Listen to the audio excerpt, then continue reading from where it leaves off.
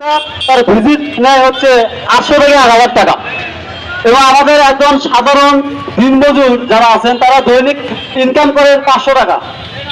এটা মিনিমাম যদি 500 টাকা ধরি তাহলে মাসে হয় 15,000 টাকা। অথচ আপনারা দেখবেন যে ক্লিনিকে ভিজিট নিচ্ছে 800 থেকে 1000 টাকা।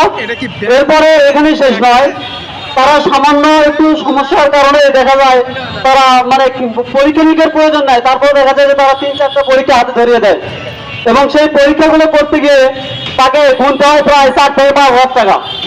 একজন সাধারণ মানুষের পক্ষে মানে একজন দিনমজুর, একজন রিক্সা চালক, ভ্যান চালক তাদের পক্ষে কিন্তু এত টাকা মানে বহন করা খুবই কষ্টকর, কারণ তাদের সংসার চালাতে হয়। সংসারের পাশাপাশি তাদের নিজেদের যে মানে চিকিৎসা খরচ চালানো খুব কঠিন হয়ে পড়ে। এটা তো শুধু বেসরকারি ক্ষেত্রে। এবং আরো বিষয় হলো মেডিকেলের কথা যদি বলি, সরকারি যে হাসপাতালগুলো আপনারা দেখবেন যে সরকারি হাসপাতালগুলোর যে পরিস্থিতি, আপনারা যদি সেখানে অনেকে গিয়েছেন দেখবেন যে সেখানকার মানে কি নোংরা পরিবেশ।